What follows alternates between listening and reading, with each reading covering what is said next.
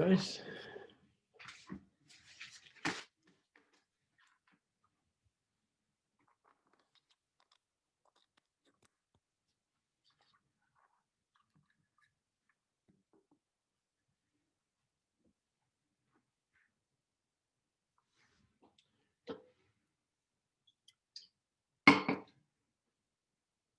Are there any questions?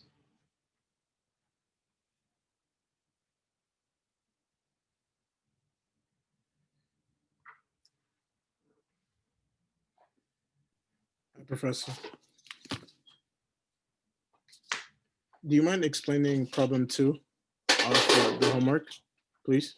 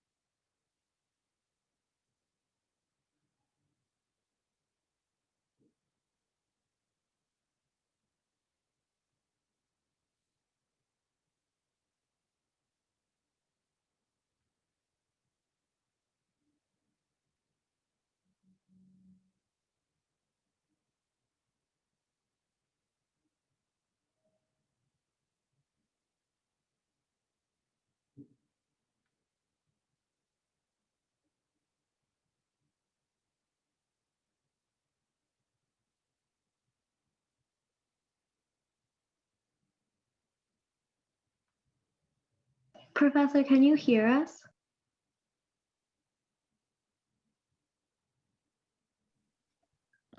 Professor? Abraham, can you hear me? Yeah, I can. Did you hear my Okay. question? Yeah, I heard your question. Oh, yeah. I think he just ignored me. Professor?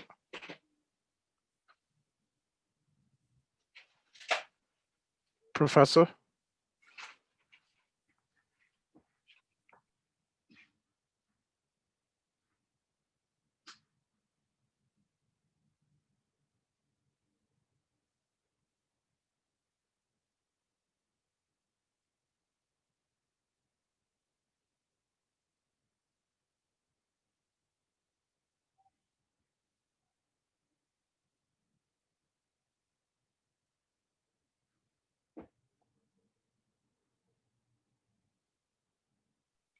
Professor? Hello?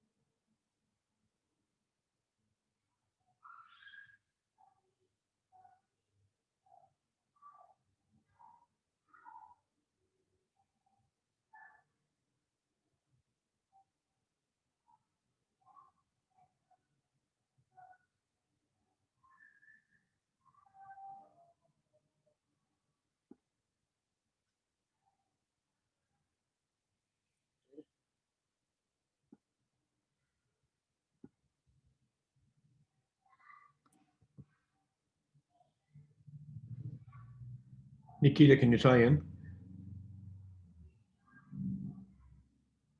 Can you hear me? Yeah, now I can hear you. Okay, I think Abraham had a question from the homework. Oh, I'm sorry, Ibrahim. Yeah, I felt like you just ignored me, but it's okay. No. It's just problem 2, but if you don't have time, I could ask at a later time. No, let's see what it is about. Okay. there might be more students that have a question about it.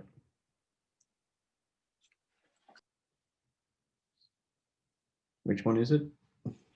Problem 2, I did attempt it. I just don't think I got the AT part right. I think BT might be. So let me write it on a piece of paper. All right.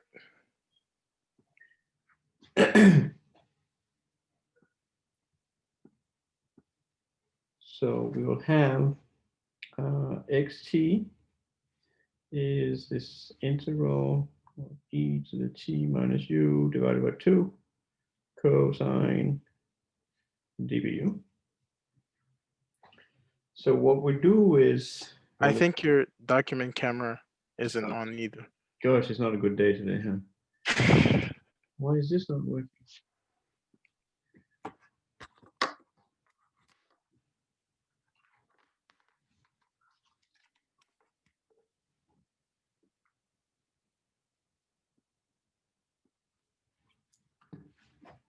The plug is not working anymore. Okay, so we had, this was our x.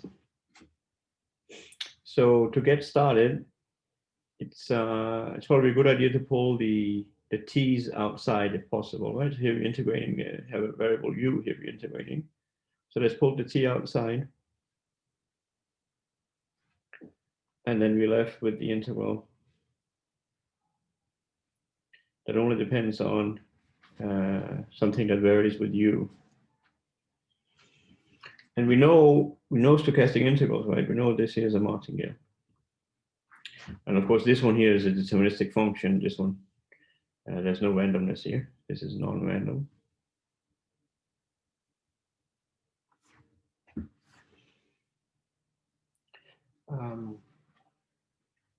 So we could call this something. We would, this is a non-random, so we could call this for f of t. And this is a stochastic integral, so we could call this for I of t. So again, you'll see my notation is that when the t goes inside parentheses, this is when it's not random.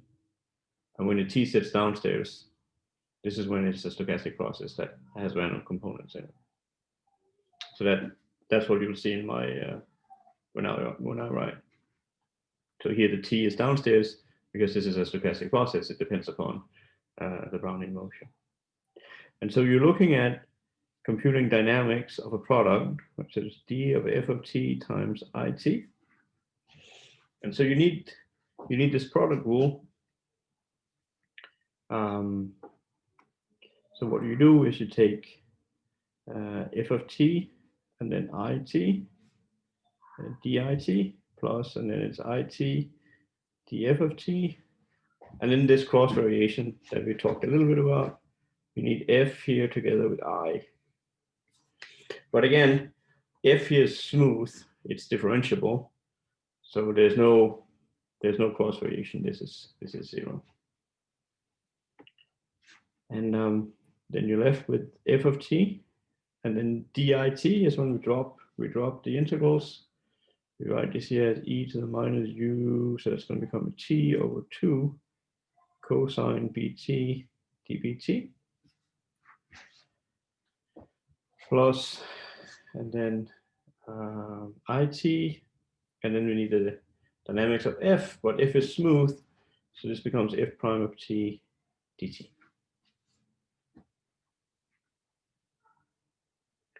And then I think something cancels here because f of t was this exponential t over 2. Here you had e of minus t over 2. You will cancel out. You'll get cosine bt dbt. F prime, the derivative of the exponential function is 1/2. And then it's e to the t over 2 times it dt. And I think this again simplifies a little bit because f times I, this is your x, so this term here, this is your xt.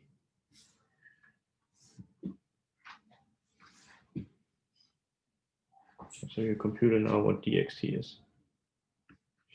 dxt is equal to all this mess here. Okay, just to clarify, Yeah. I obtained AT is equal to 1/2 of the integral of 0 to t and then e to the negative u over 2 cosine bu dbu. And then for bt, I just obtained cosine bt because I also took out e to the t half, but I wasn't sure because at is an integral again, if it was right. But be careful here. Mhm. You need to have this e to the t over 2 here. I only heard you say it here. Why is that? Because you have f prime. F prime, right? If I compute the derivative of this function, Oh, okay. I'll have see. e to the t over 2. I see. So, my guess is that your AT, this is the drift part, the dt term, this is 1/2 xt. And your bt term, this is going to be this cosine. bt. Okay. Thank you. Okay. Alrighty. So again, there are office hours tomorrow morning. And I should also say that office hours next week, because of the holidays, we're not going to have office hours next week. There'll be a lecture on Tuesday night, and then we're going to be off for a few days. There's also no homework next week, so get a little break. The last thing I want to say is there have been some shuffling around with the exam dates. It seems like a lot of students, they want to take the exams as late as possible. So I've been trying to make that happen. So have a look at the announcement on Canvas, and make sure that the slot that your name appears next to is the one that you had in mind. And if there are any problems, just send me an email. And if you haven't scheduled yourself yet, please do so soon. Okay, so office hours tomorrow morning, and then next week we just have the lecture on Tuesday night. We are working on applications of Ito's lemma, and some of you mentioned last time it would be nice if you could start doing some finance, and so I thought maybe we could try to combine the two things. So let's do some applications of Ito. Applications of Ito to pricing. And we're going to do two applications. The first one is Black-Scholes. So it's going to become Black-Scholes PD. And the second one is going to be the Vasicek model. We talk a little bit about the Vasicek zero coupon bond prices.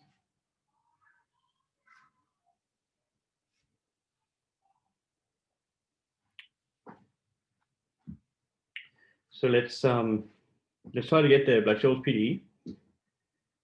So what we have in mind is the Black-Scholes.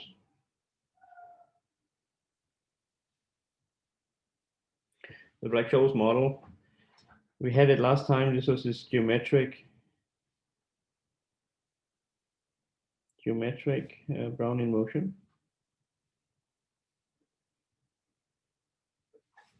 So DST has the form ST, and then there was a drift, we called it alpha, and then there was a volatility, we called it sigma. Then there's a starting point. So in discrete time, we know that the price of an option, say, is given as a conditional expectation. So maybe we can do the same thing here. Say I want to compute. Let us compute the conditional expectation, and if I just take a function, did we call it G of say ST, given ft. What is this equal to?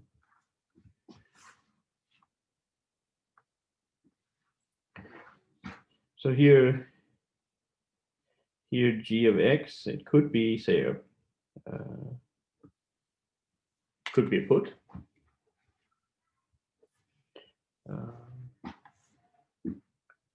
Or it could be a call.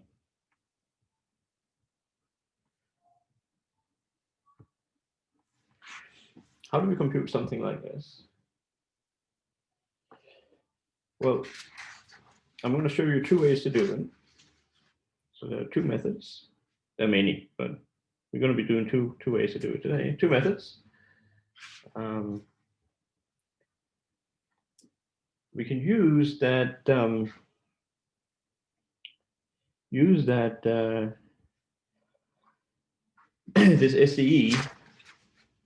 this SDE up here. We actually it's an SDE, right? Because S is on the right hand side and is also on the left hand side, right? So this here is not this is because S appears on the right hand side. This is an SDE.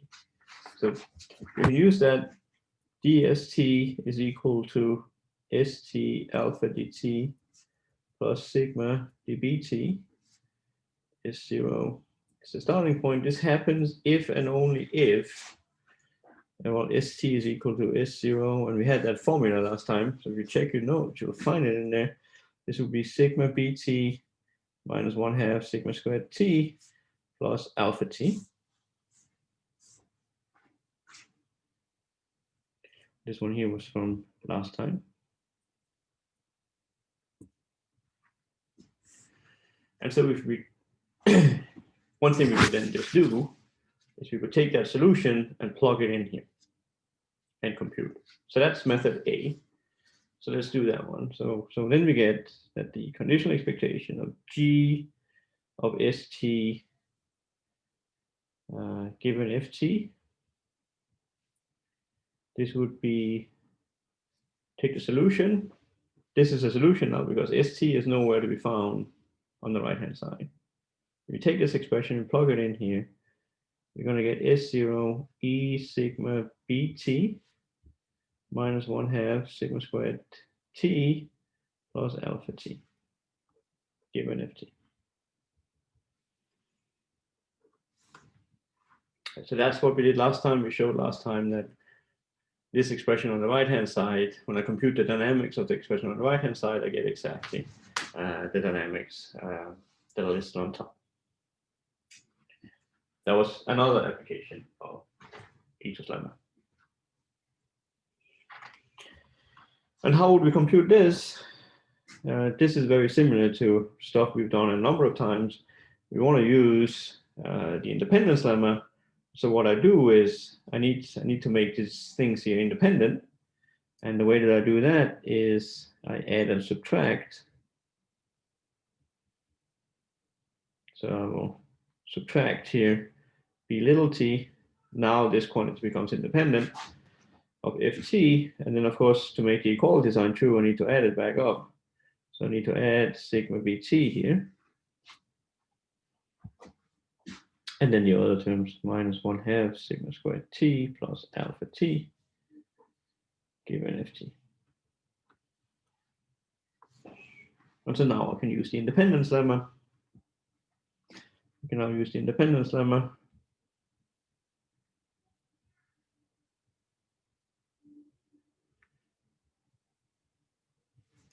We can now use the independence lemma to get that. But what I need to do is compute an unconditional expectation. This is G of S0 e to the sigma, and then bt minus b little t. Take out what's measurable. So I'll put in an x here. Minus 1/2 sigma squared t plus alpha t. Right, and then when I'm done computing, I replace x with bt.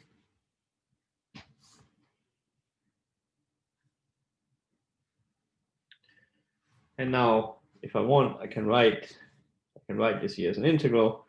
I can write this here as an integral over R. The only random component I have in here is this difference, which is normally distributed. This quantity here, this is my only random variable that is left. This one here is normally distributed with mean 0, and then variance t minus t. So I can calculate this expectation here by integrating g of S0 e to the sigma, and let me call this for a y, and plus, and then sigma bt minus 1/2 sigma squared t plus alpha t. And then I need to multiply onto the density. This is 1 over square root 2 pi, and then the variance t minus little t times e to the minus, and this is y now, this is y squared, 2t minus t dy. Right, so this is a mess of an expression, but it's there. And so, for example, if g here, if g of x were to be k minus x positive part, you could further simplify this. You could further compute this integral in terms of the normal distribution. And there was a homework here that you guys did about this at some point. When you put in the hockey stick function in here, then what you will do is you will look for when what y's will lead to something in here that being positive, and then you'll be integrating over that. I hope some of you remember there was a homework problem in the past that had exactly this calculation in it.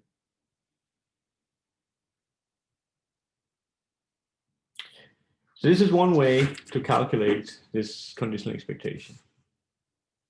And as you can see from what we're doing here, there was no application. This was just brute force. We plugged in the solution. This relied on us having a closed form solution. Professor. Yep. For the last equality where we have the integral. Yep. What happens when we so that the x's can you explain so the independent parts became y. Yep. And then we substituted the x's back in during. Sorry, I'm just trying to break up the steps again in my head, and I wasn't able to. If you want, you can keep the x down here and keep an x in here, and then you can write one more line where you replace x by bt. That's okay too. Okay, I see. It's just what you have up here is ft measurable.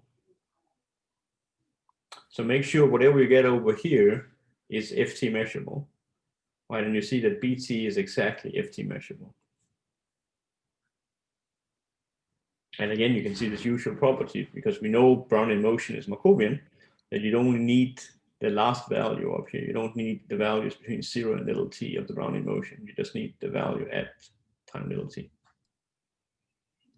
Gotcha. So the independence lemma is what allowed us to write it in the form of this integral. Yes. To begin with. Okay.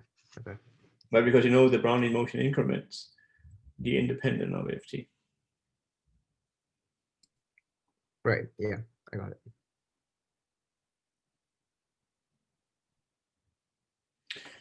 So this one was the brute force one. So now we're going to do the elegant one, if you want. So we can now find a PDE, and this is the Black-Scholes PDE. So this is method number 2. This is the Black-Scholes PDE. Right. So here we note we have this g of st given ft. This is a martingale. We even have a name for it. This is a Levy martingale.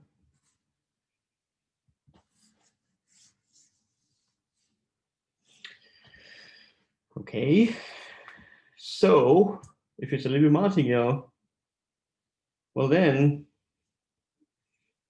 it's a stochastic integral.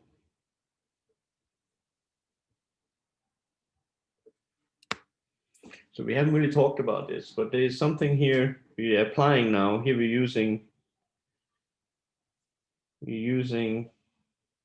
a theorem called martingale representation.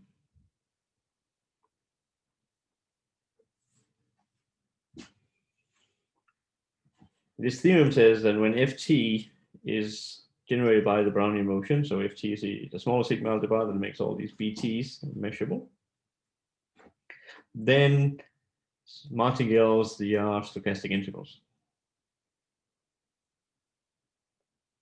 So we will talk more about that when perhaps a bit later, but let's just for now believe that something like that is true. So this is a martingale, okay? The other thing we want to know is that S is a Markov process.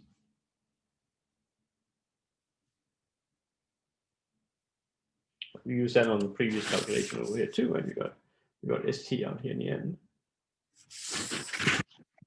So that means that so there exists a function, say f of x comma t, such that this conditional expectation, this is exactly equal to f of st and t.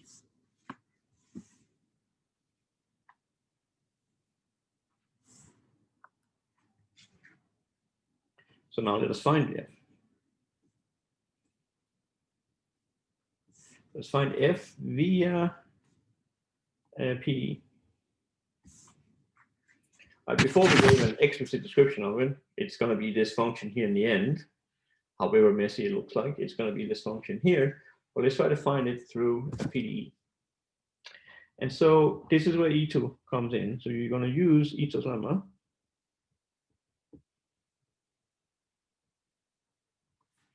to calculate df of st and t.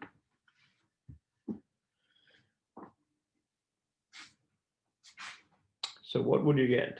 Well, you're going to get one derivative where you have the randomness. So this is going to be f1 of st and t. Then you have dst. And now st has a Brownian motion in it, so you're going to get a half times f11 of st and t, and then the credit gradation.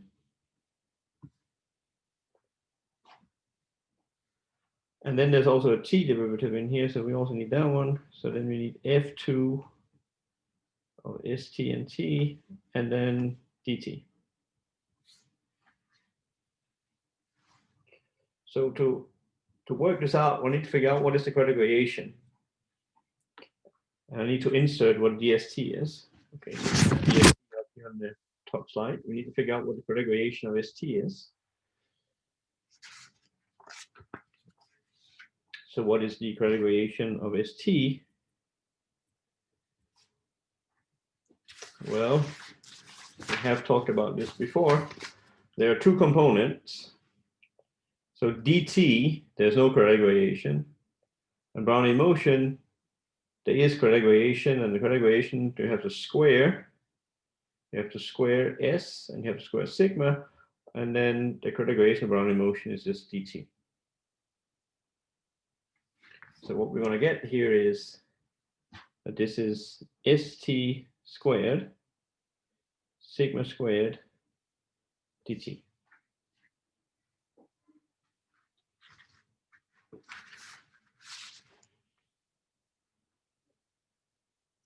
Then we can feed it all back into our long and messy expression here. So then we get df of st and t. The first term is f1 st and t, and then you plug in what is ds. Well, this was st alpha dt plus st sigma dbt. And then the second term, the second order term, 1/2 f11. And then the graduation is the thing we just computed. This was st squared sigma squared dt. And then the time derivative f2 of st and t dt. So it's long and messy, but and then we're going to use, so now combine, this is where we're using that f of st and t is a martingale.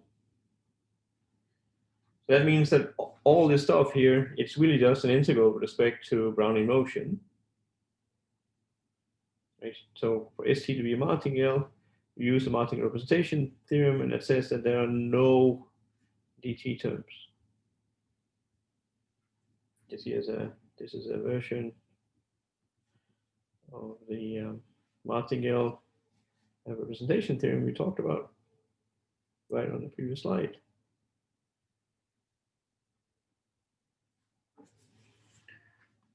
We know that stochastic integrals are martingales, and then there's this theorem that says that, well, it's actually the case that all martingales can be written as a stochastic integral. So we end up here with f1 of st sigma dbt. Like, so for this to hold, there are a bunch of terms that must be 0. So we have, what do we have? We have a bunch of terms that must be 0. We have that f1 of st and t, st alpha, that was the first one. And then there are terms on over here too. 1/2 f11 st and t, st squared, sigma squared, and then you have this term. This must be 0.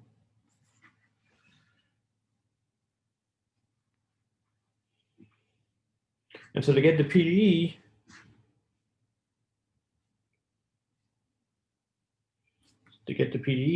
you just replace st with x. St is positive, so you replace it with x that's positive. You're going to get, and then 0 is equal to f1 of x and t, x alpha, 1/2 f11 of x t, x squared, sigma squared, plus f2 x t.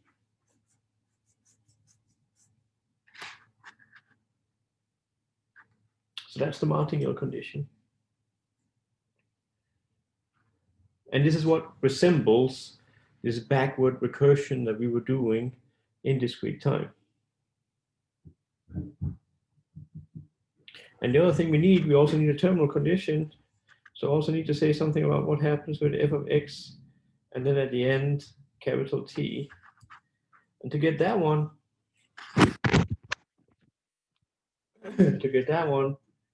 you just have a look at what is the connection between f and g. Well, if I take little t here equal to capital T, this is just something to note here.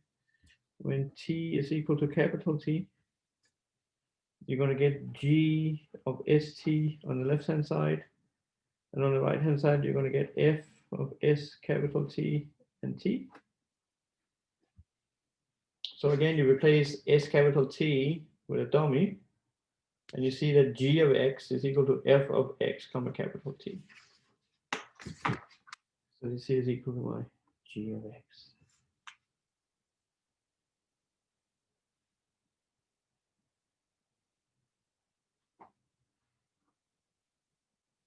And this is called the Black-Scholes PDE.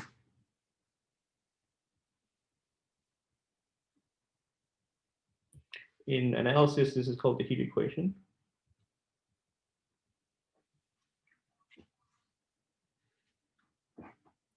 And it comes out by applying Ito's lemma. and then requiring that all the dt terms are 0. Not in Why is it why is it the case that we have that all of the little t's have to be 0? well, so let's see. How do we do that? So let's talk about representation.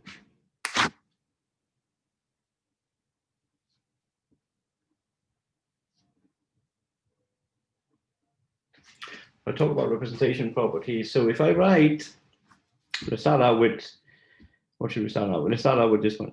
If I write dxt, let me write it out like maybe it's the way that you had it in the homework. You write it out like at dt plus bt dbt.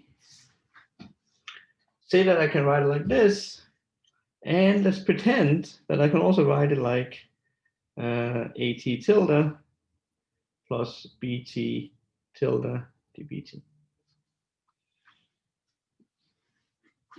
Say that I can do that. What do you think is going to happen with a and a tilde, b and b tilde?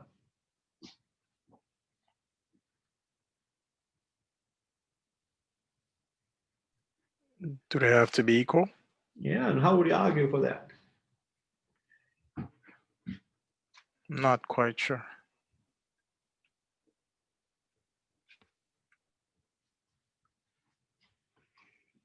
Well, let's have a look.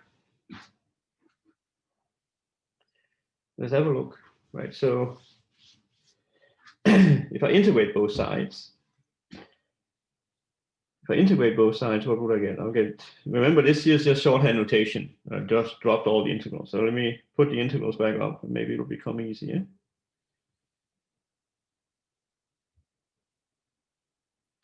So I will have that.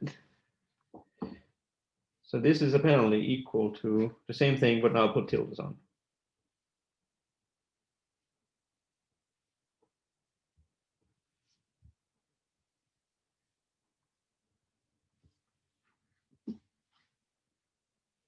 So I can shuffle now.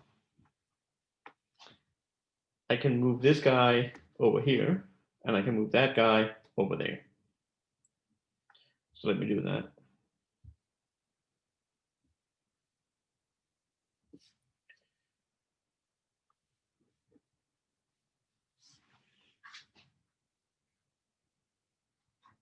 So this here is equal to, and then what we have on the right-hand side will be the integral from 0 to t, bu tilde minus bu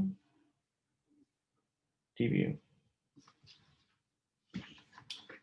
Are we all good so far? From here, how do I go to saying that this is actually 0 and this is 0? Well, one thing I could do is I could compute the credit gradation. Like this is true for all t. So compute credit gradation.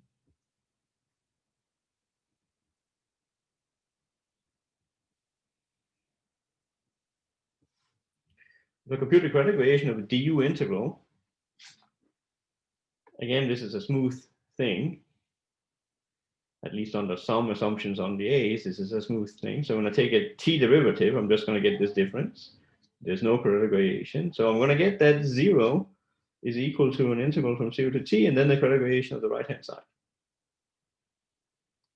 And the credit gradation of the right-hand side, that one we've had a few times, this is the integrand squared.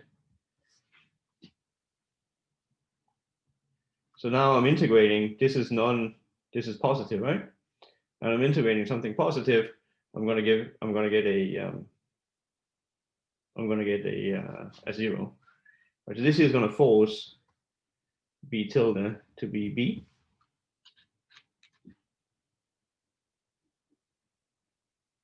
Because the integrand is non-negative, I have a non-negative integrand. I integrate it, I get 0. That means that the integrand is 0. And so now I know that the right-hand side is then equal to 0. And that means that the left-hand side is equal to 0. Okay, so then I take a t derivative. You have a function that's constant equal to 0, then its derivative is also equal to 0. And the derivative here with respect to t is at minus at tilde. So then you compute a t derivative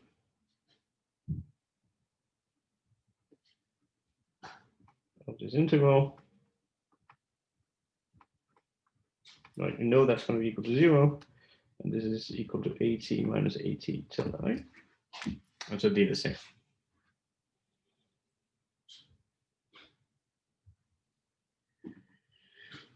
So I'm skipping a bunch of technical steps in here, like for example, what happens here if the derivative, like if this is a discontinuous function in here, then maybe this derivative is not exactly what I have on the right-hand side. So I'm pushing this aside. This is, for this argument here, it's more important to focus on the big picture. And so what this shows you is that if I have a decomposition in terms of a dt and a dbt structure, that decomposition is unique.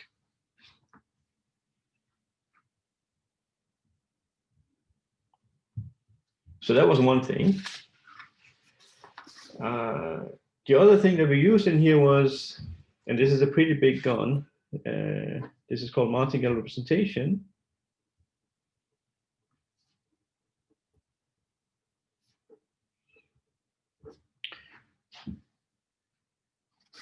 Oh, there's a question in the log.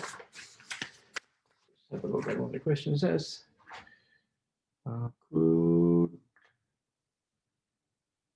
Could we have used the uniqueness property of differential equations? Yes, so we haven't said much about Raksha's question is, if I have a solution, how many solutions can I have to this equation here?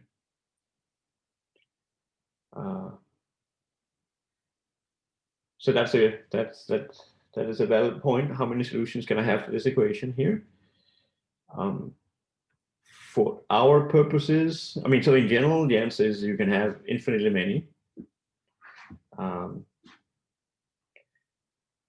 The ones that we are interested in, it's going to be in a smaller class. And this is a really hard question you're asking here too. So in general, solutions to this PDE here, there will be infinitely many.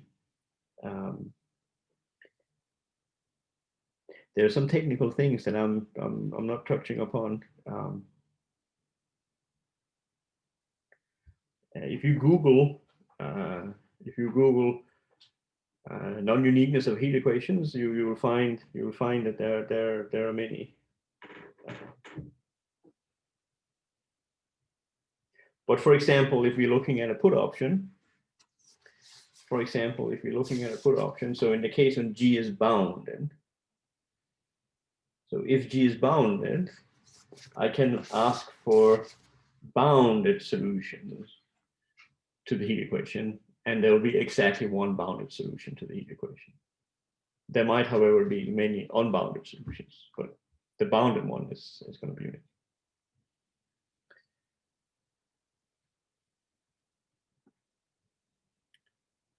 Does it matter which solution we choose? Yes, it matters tremendously. It really does.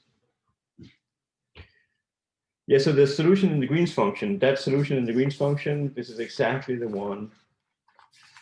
That's exactly the one that was on slide number.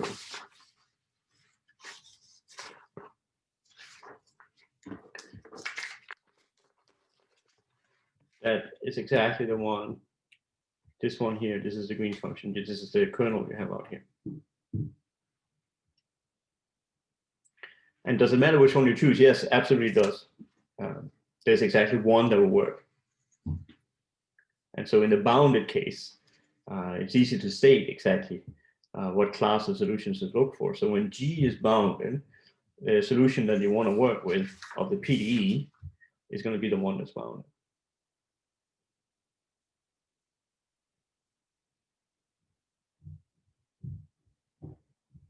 So Raksha, this question you're asking here, this is This is really, really hard. If you're interested, go to my website. Together with a collaborator, we worked for years on an issue related to uniqueness. And I think the highest up paper on my website of working papers, it actually addresses this. It is unfortunately not so straightforward to nail down exactly which solution you should be working with. For what we're doing here, if the payoff function G is bounded, we're just going to be looking for bounded solutions to the heat equation. This will be sufficient. In general, it's more complicated. Martingale representation. So what it says is that you give me a martingale. You give me a martingale. So take a martingale. So for any martingale, for any MT martingale, I can find one of these deltas such that the integral from 0 to t of delta u dbu is exactly equal to mt.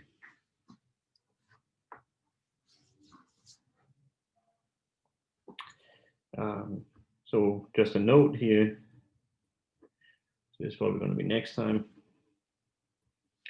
Next time we'll use this martingale representation to construct replicating portfolios.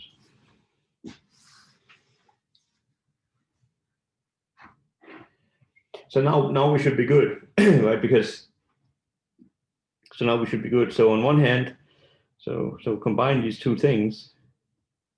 Combine uniqueness, combine uniqueness of dynamics with this martingale representation. It gives us that df of st and t on one hand, it's a martingale, so it's equal to this delta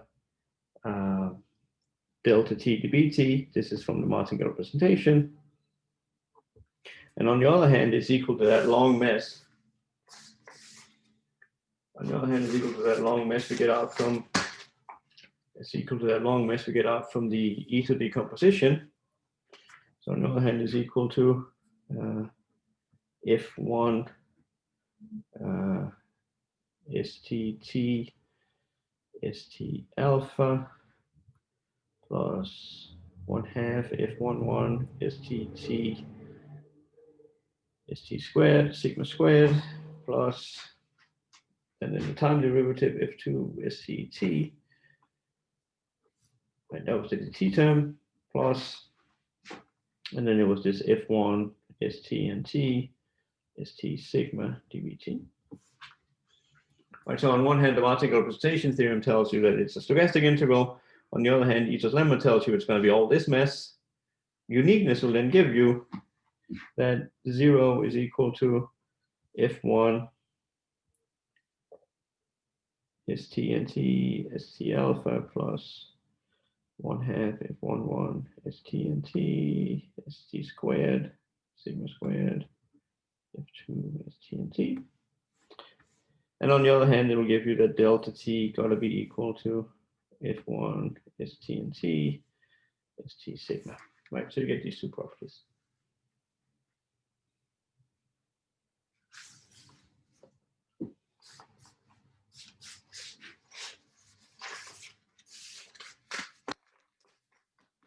I forget who asked if I could fill in more details, right? So we're using two properties here. We're using that a martingale is a stochastic integral, and we're using that we have uniqueness of these decompositions. Right, and this is where I get the PE from. That's 0 on the left-hand side. This is that's a martingale condition.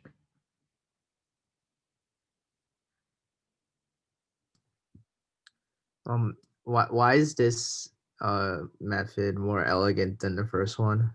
What do you say? So there's nothing wrong with brute force calculations. Absolutely nothing wrong with it. It does require, however, that you have an explicit solution. If we didn't know what the explicit solution was in the first one, we couldn't do it. The PDE here is more general because it doesn't require you to know what ST is equal to. And the next example I'll give you, you're probably going to get a sense. You're going to get a sense of that.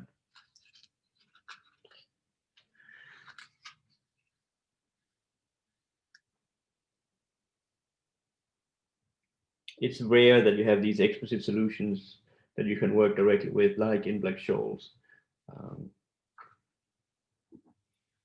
If we were only interested in Black-Scholes model, there would be no need to write down these PDEs here. We will be just working with this. We'll just be working with this. Just be working with this expression here.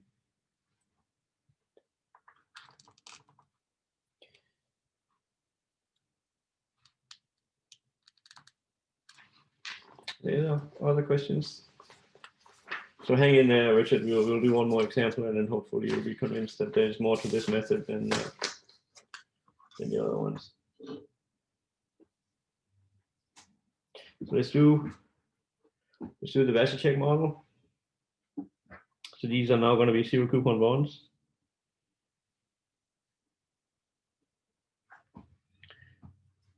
So we talked already a little bit about it last time, that if I looked at the money market account, so this is in Vasicek. So if I look at the money market account in Vasicek's model, the money market account dynamics, we called it capital RT last time. These ones, but and say that we start out 1. I can solve this equation here. You'll get ST0 is the exponential integral from 0 to t of RU du. And so here comes the model for Vasicek, namely that you have dRT. What was it he called it? Was it alpha minus beta RT dt plus sigma dBt? And R0 is some value now.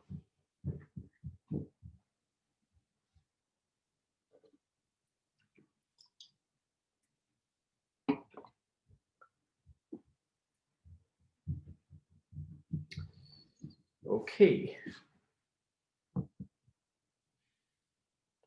So what is a zero coupon bond? Well, you want to calculate. So say you want to calculate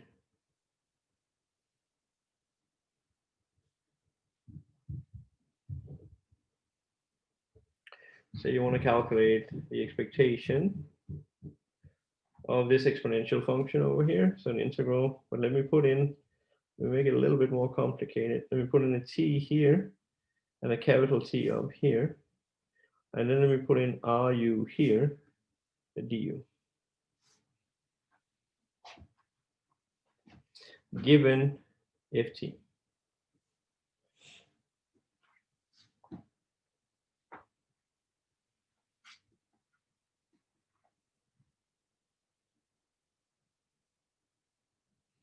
So I'm claiming now it's a little bit more complicated than before. And we can still use the PDE methods. So there are a couple of things to know. We first need a martingale. And so now to get the martingale out of this, we need to be more careful. We're still going to believe that this here is equal to a function of, well, it will be RT and T.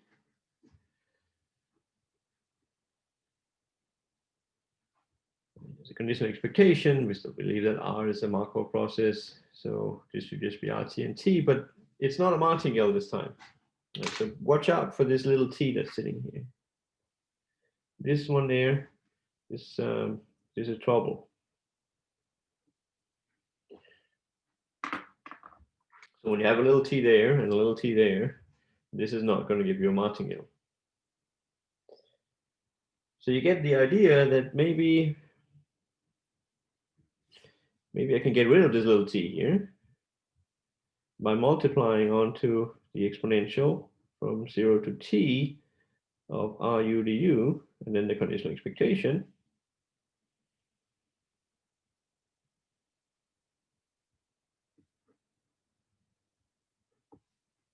Right, so if I multiply onto here, it has to go over here as well.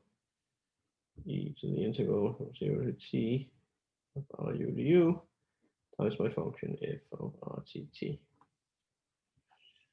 And now I'll use that this here involves R, in our case, the interest rate, from 0 to t. So this is f little t measurable. Right, so this random quantity can go inside because it's ft measurable. So we will yank it inside,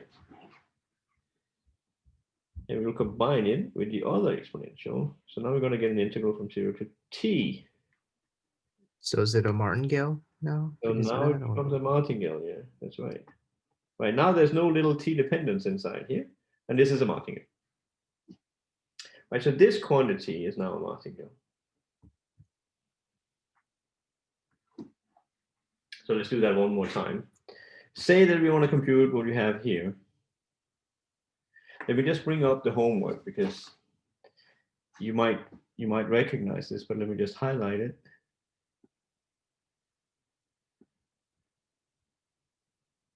You can see stuff like this one here, number 3. You have a conditional expectation, and there's no little t on the random variable that you're conditioning on. Okay, so that should be a martingale. Whereas if you go down to number 4, you see now there's a little t sitting in here, and that's trouble. When there's a little t here and you condition on f little t, this is trouble. This is not a martingale.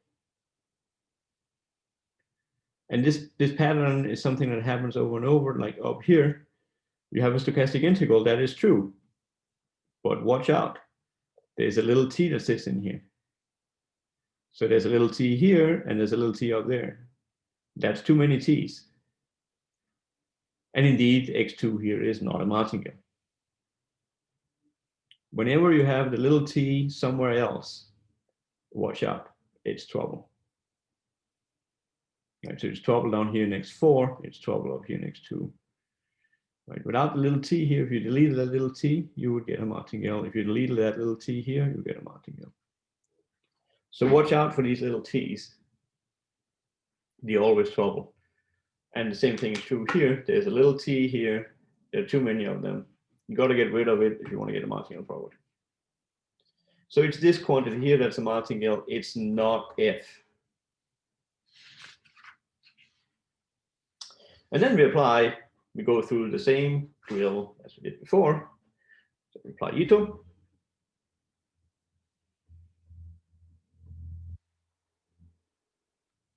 Compute the dynamics of all this messy on the right-hand side. D of this integral from 0 to t RU du times this f RTT. And what do we get? It's an exponential, right? So this is again, there's a product rule, but the exponential here, this is smooth. You're going to get this integral outside. And then what we get is you take d of the first term, you get that exponential term, then you're going to get RT times f of RT t dt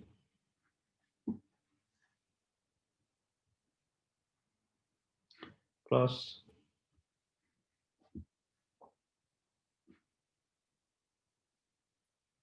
and then leave the first term, and then d f of RT and t. And then in principle, there should also be RT dRT. And then there should be the cross term, d of this integral. Instead of writing the t inside, it's custom to write a dot up there. And then together with this f of R So you write dots everywhere you see a T. It is not my convention. This is custom. But this here is 0 because this one here is 0. Because the first variation of the integral from 0 to RU du, this is finite, right? So when you have a finite first variation, you're going to get a 0 correct variation. What's inside the F for the thing you crossed out? The cross variation between these two objects. So the first term, No, I mean the thing next to the, it's like FR semicolon. no, it's FR, but then you cannot put a T. So you put FR dot. Oh, it's a dot. Okay. dot. Right. So there are 3 dots over here. There's a dot up here. There's a dot down on the R, and there's a dot in there. So everywhere you see T's, you put this dot when you're doing it inside the correct variation, and you put the T outside. Anyway, that term is not there. So we can write out the integral from 0 to T, RU du. And then what do we get? We have RT here, RT, F of RT and T. And then we plug in dRT.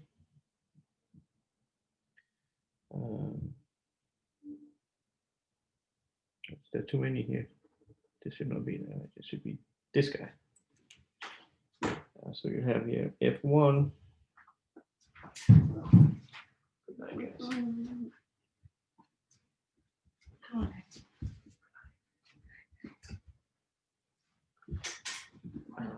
There's too many D's here, so we have a D of F. This is the right one.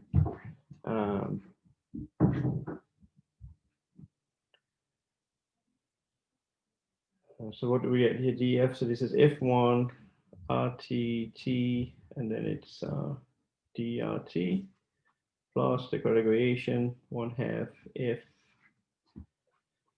1 RTT, and then the correct variation of R plus the derivative with respect to time F2 RTT dt. So we need to figure out what the correct variation of R is. We go up and have a look at the dynamics. D correct variation of R. This term is not there. Square the other one, sigma squared dt.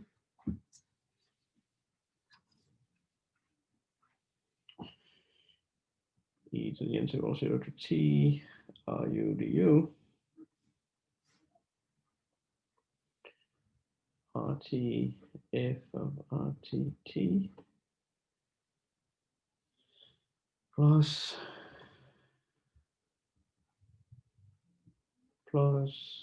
F1 RTT, and then this was alpha minus beta RT, and then it was dt F1 RTT, and then it was a sigma dBT. That was this term.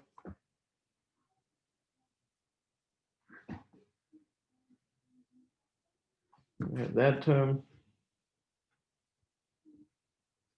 1/2 F11 RTT, and then it was a sigma squared dt.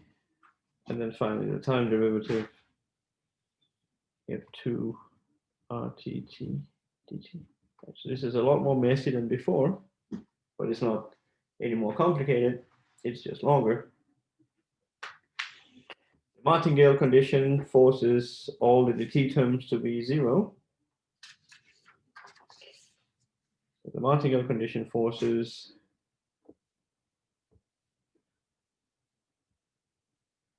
that all the dt terms must add up to 0. So we're going to get RT.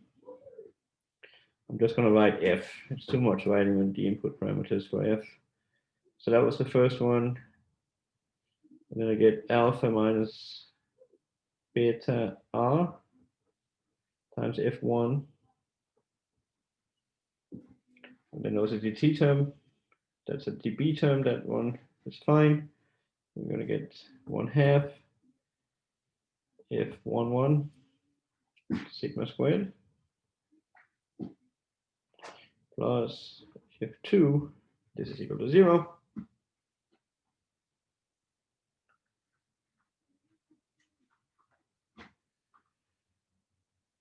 And we also need a terminal condition. If at RTT, what should it be?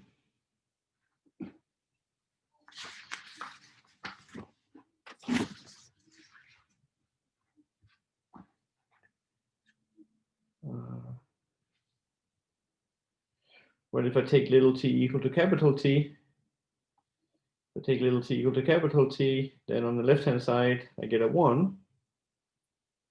That's why we talk about zero coupon bonds, right? The terminal value of a zero coupon bond is 1. And so f of r capital T is equal to 1.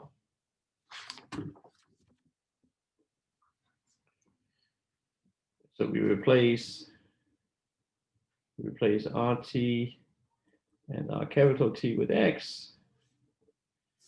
R is normal distributed, so this is X in R. We get the PDE 0 is equal to XF plus alpha minus beta X F1 1/2 F11 sigma squared and 2. We get f of xt is equal to 1.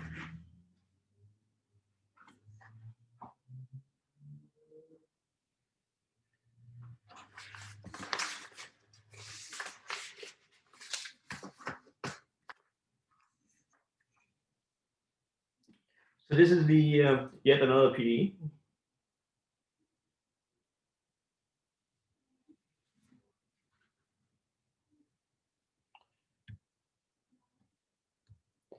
And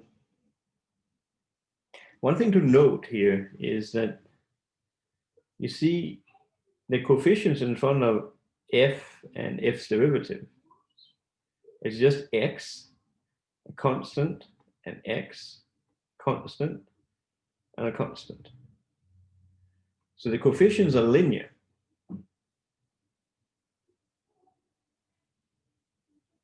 Then depending on how many PDEs you've seen in your life, when you have such a property, then there might be more to gain.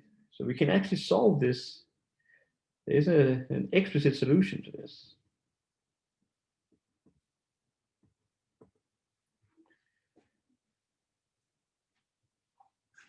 So you have x, alpha minus beta x times the derivative and so on. If you take f of x comma t, let me write this here out as an exponential of what should I call the functions in there? Maybe there should be like a beta. And then I'll write this here as a t minus little t plus say a gamma t minus little t and then times x. And so here, beta and gamma are functions from 0 to t into r. There's no x dependence on these two functions. And let's try to figure out, how do I go from this PDE to these guys? These are going to be two coupled ODEs. Let's try to figure out how to do that. It's just that this particular PDE, because of these linear coefficients it has, it offers an explicit solution, and I want to show you what the solution is. And the way to go about doing it is we compute all the derivatives. And so this is my f, this is f1. Okay, what is f1 here? f1 of xt, compute the derivative with respect to x of this mess here, it's going to give me f back times gamma. I'm going to stop dropping these input parameters, there are too many of them. And then I'll do f11. Well, it's going to be, there's no x dependence in gamma, so I'm just going to get f times gamma squared. And I also need f2. F2 is more tricky. It's going to give me f back. And then I need time derivatives here. So I'm going to get minus beta prime minus gamma prime times x. And so we can see here that f1 has an f in it, f11 has an f in it, f2 has an f in it. So you see that f's everywhere up here. And you just divide over, and you'll end up with a 0 being, so you have an x divide over with the f's plus alpha minus beta x. F1, that was my f, it's gone, this is a gamma, plus 1/2, and then f11, f is gone, divided over, sigma squared, gamma squared. F2, f is gone, this is minus beta prime, minus gamma prime, x.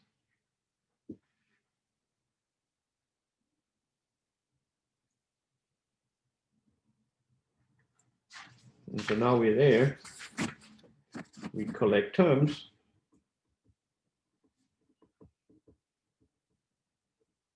Collect x terms, and collect remaining terms.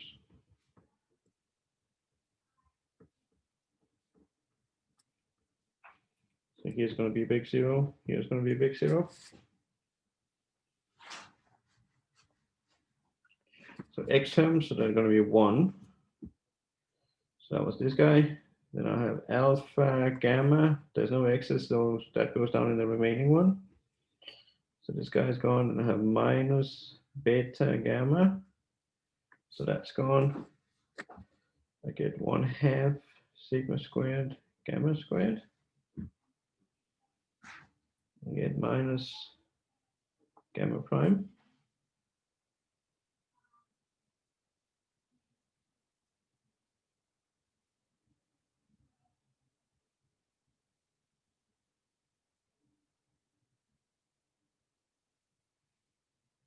I don't get this term, there's no x here.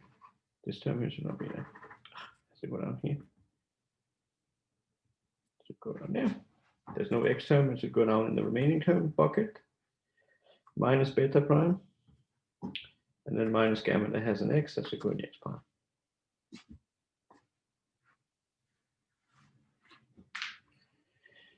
So we have my x terms, we have my remaining terms. I can now write this here as an ODE. I'll get that gamma prime is equal to 1 minus beta gamma.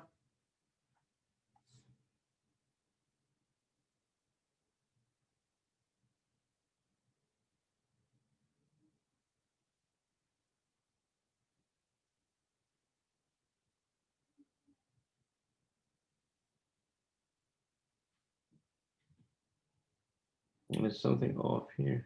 Oh, I see what the problem is. Oh boy.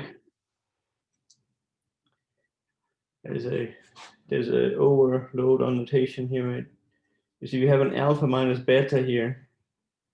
And this is coming from, oh man. You see, there's a beta up here. This is a constant. So we have alpha and beta here. And now I'm starting using a function here also called beta. So I should settle on what I want to call things. I cannot use beta to denote two different things. What should we call this beta here instead? Call it pi. There are too many betas. So let me go through it. This here is going to be a pi. The derivative with respect to x, this is still gamma. Double derivative with respect to x is gamma squared. The time derivative is going to change. This here is going to be pi prime. And then the time derivative with respect to the gamma term is going to be minus, because of the minus in there, gamma. That's good. So here, this beta is correct. This one here is not correct. It should be pi prime.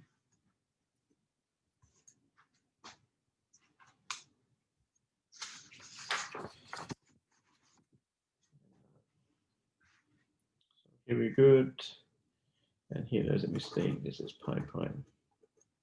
Too many betas, and I cannot both call this thing beta and that thing beta. This is too much.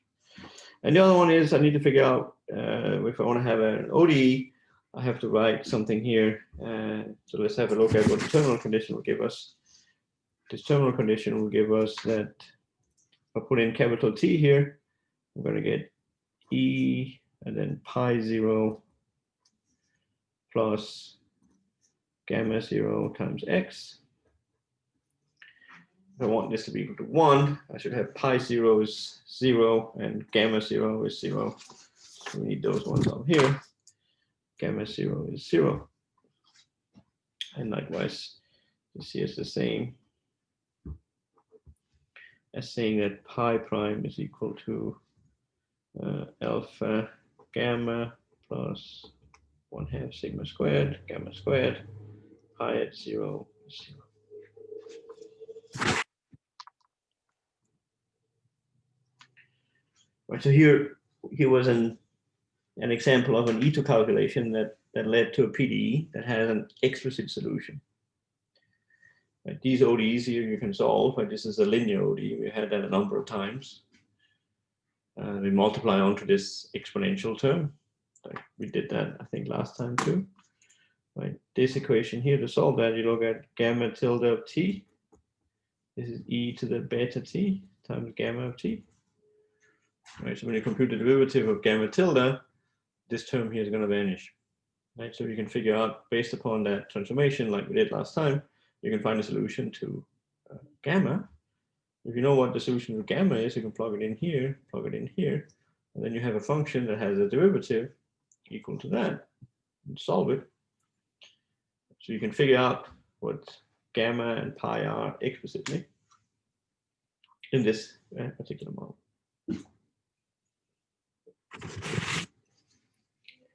This was more like, the last part here was more like a side comment. The important part is that we're able to recognize martingales. And so, for example, this thing with a little t here, this is trouble. You need to adjust it so you get the martingale. And when you have the martingale, then you apply Ito's lemma, and you collect the t terms, put them equal to 0, and that's what's going to give you ultimately the PD. And then in this particular example, that PDE had this exponential affine structure.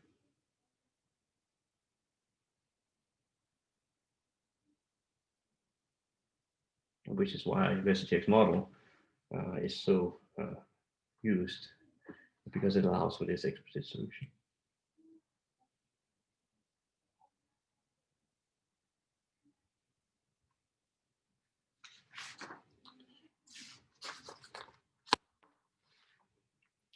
Any questions?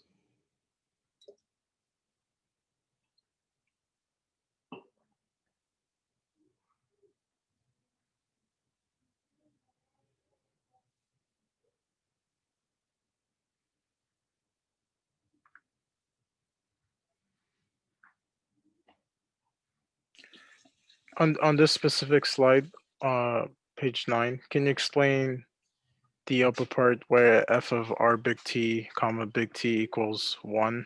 Yes. Yes. Yep. It's a good question. Like, so when you specify ODEs and you specify PDEs, you always have to pin down the value at a specific point. Right? Otherwise, you will not. If I tell you, like, it's not sufficient for me to tell you that f prime of t is equal to f of t. If I told you that, you would not know exactly what we're talking about. But if I tell you, if I on top of that tell you that f at 0 is equal to 1, then you know what we're talking about. This here is the same thing as saying that f of t is the exponential function, right? So it's crucial to have these initial values as well. If you don't have this here, this is not necessarily the solution. So how do we get, in this case, a 1 here, which is the answer to the question is similar to how did we get f here to be g? Okay, so the way to do that is to go back and look at the original formulation. Look at what we have here. This was the very first beginning. This was the very beginning of our calculation. So take this equation here. Let me see if I have another pen color. I don't. What color is this one? Okay. A lot of pen colors. You'll have to use a red one. If I take t equal to capital T, then I'll have f of r capital T here. Whereas over on the left-hand side, if I take little t equal to capital T on the left-hand side, then I'm having an integral from capital T to capital T, that's a 0. Which I have exponential of 0, this is a 1. I see it now. Yeah. So you get this. And then in our form, right, this here was the exponential, and I better write it correctly this time. This was an exponential of pi of capital T minus capital T plus a gamma of capital T minus capital T times r capital T. So if I want the right-hand side to be equal to 1, this is equal to e to the pi of 0 plus gamma of 0 times r capital T. If I want this to be equal to 1, no matter what r is, well then you need pi 0 and gamma 0 to be 0.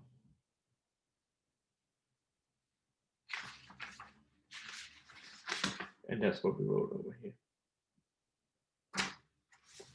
So that's where they're coming from.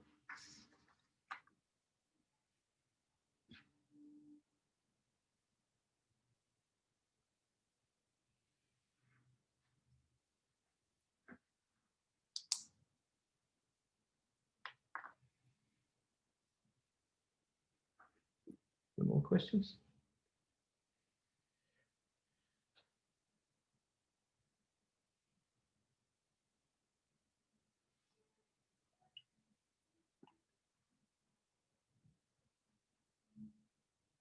Raksha is asking if we can push the homework a little bit. Yeah, I mean, this is fine.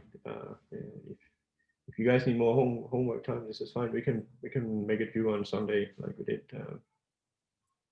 did last weekend. It's not a big deal. The thing I would ask in return is, I know for some of you, this probably feels like the mountain has really gotten really steep over the last few weeks. Please don't hang in there, right? We are almost towards the end of the course.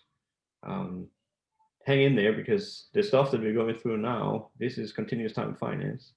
I know this is a big mountain to get over, but this is really where the action is.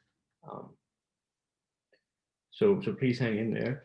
I would encourage you guys to use my office hours. They had a lot of action this morning, and that was awesome. So tomorrow morning there's time again, and if you need some more time for the homework, we'll push it to Sunday, and then next week there's a little breather. So please don't let go now. We made it so far, and the last bit here, this is I know it's difficult, but it's also quite interesting. All righty. If there are no more questions or comments, I hope to see you guys tomorrow morning. And if that doesn't happen, I hope to see you guys next Tuesday night. All right. Have a good night, guys. Thank you very much, Professor. You're welcome.